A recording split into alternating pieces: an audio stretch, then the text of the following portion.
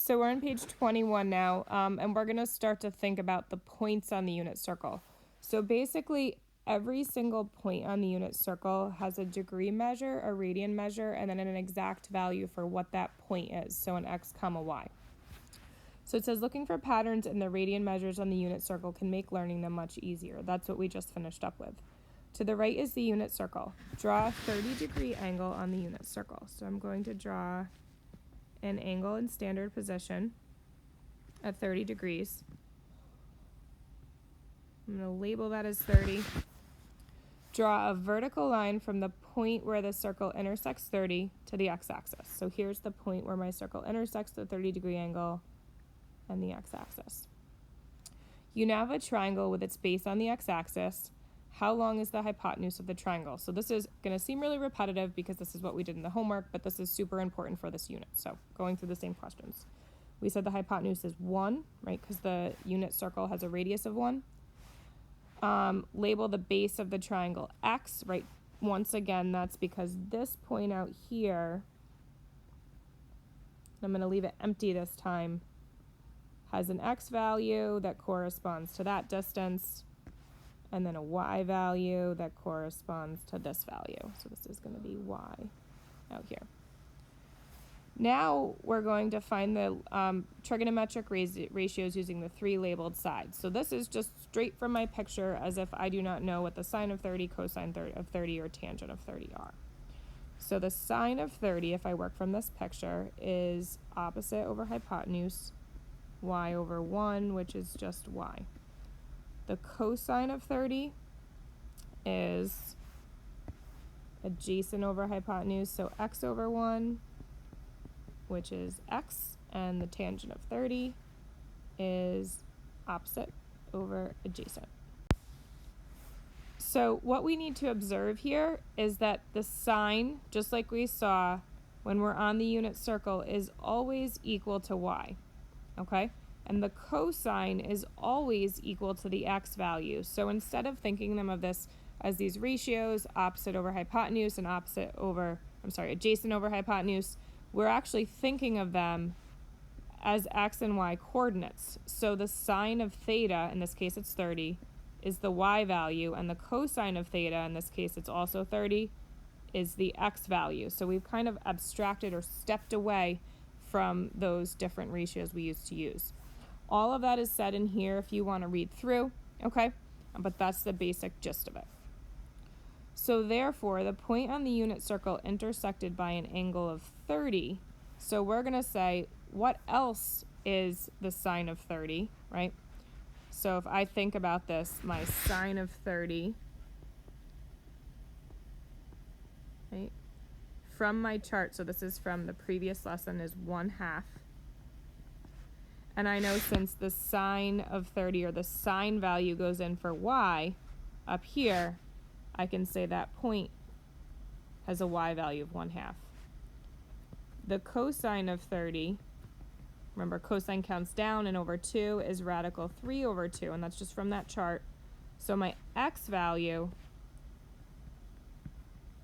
is radical 3 over 2. Okay, so this is, as I said, this is a big deal. We're moving away from doing ratios and thinking about things as points. So moving over to our next question, which asks about the point on the unit circle intersected by an angle of 45 degrees. So we're down here. We're moving over to this point, our second point on the unit circle in the first quadrant.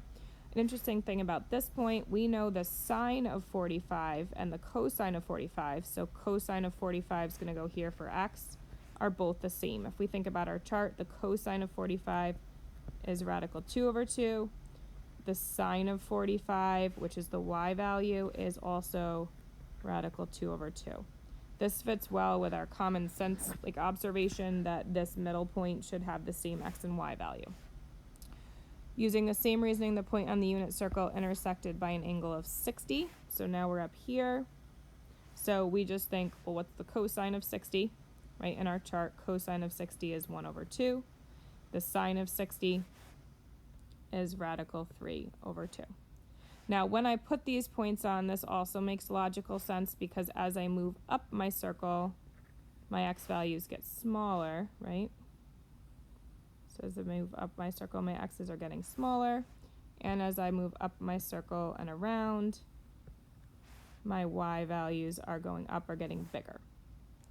Now, we can't really think about a triangle with an angle of 90 degrees, right? So really before, right now, it didn't make sense to talk about the sine and the cosine of 90, because if you try to put a 90-degree angle, another 90-degree angle in a triangle, well, you don't have a triangle, right? You can't close that triangle.